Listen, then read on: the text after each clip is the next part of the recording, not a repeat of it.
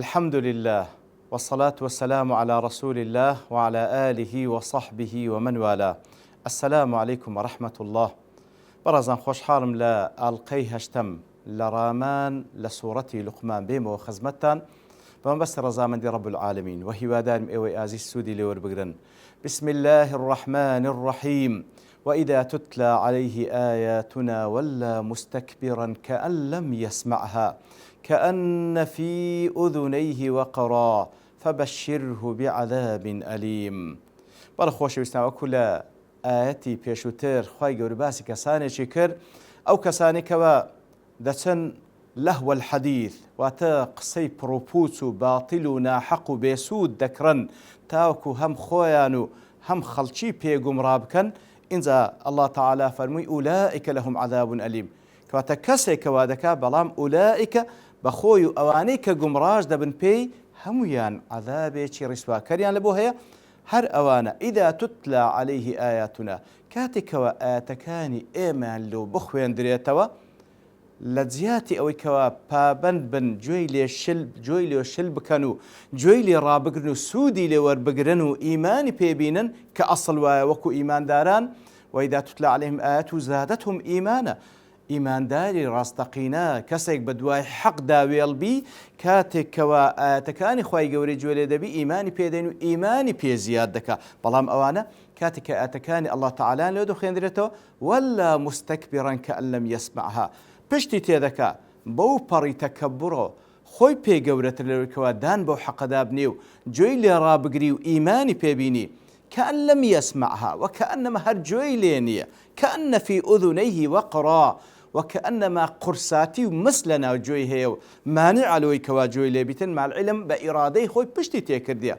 فبشره بعذاب أليم أو كس مجدي بيدا بلام مجديك بعذاب شي بإيش وآزار كواتا تمشاهدكي أصل وای کە ئینسان ئاەتەکان لێ دەخوێندرێتەوە بەڕاستی گوێی دڵی لۆ ڕادێری و ئامادەبی ئیستیقبالی بکا و قبولی بکا و ئیمانی پێبینی بەڵام ئەو ئامادە نیە و پشتی تێدەکا و هەروها لەسەر چ ئەساسێک پشتی تێدەکا مستەکبیرا بەو پەڕی تەکەببڕ و خۆ بە گەورەزانی بەڕاستی تەکەببڕ ئافەتێکی زۆر گەورەیە. لۆی پێغەمبەر صلی الله علیه وسلم دەفەرمێ هەر کەسێک یەک مثقال ذەڕە تەکەببڕی لە ناو دڵ و دەرووندا هەبیتن ناستە بەهەشتێ. تكبرش أوي وكهر بيغمبر صلى الله عليه وسلم شرحي دكال بومان دفن تكبر أوي بطر الحق وغمط الناس حق لدواي وكاللود رومبو رفزي بكي وخد بي قورة تربي وبتساوش كمشتا مش هيخلشي بكي إيتر قورة ترينو ياخد بابلين قبيح ترين تكبرش أوي كوا تكبر لسر آتكاني خواهي قورة اللي بديو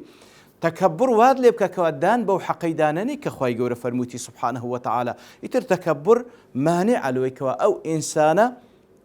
قبول حق بك مانع لوي كوا ملكزب لبو حق لنتيجة فبشره بعذاب أليم. براست أو تكبر وايلي ذكاتن هرسندي خوي بي قورة بإتر خوي قورة سبحانه وتعالى لدنيا ولقيامة رسواي ذكاتن مقابل بو تكبري كوا أصل وإنسان بهي الشيء تكبر تدان بلكو التواضع إنساني برز ذكاتوا إتر خوي قورة فرمي أو كسكاتة كان إيميليو دخين دريتوا بشتي تدكاو تكبر ذكاتن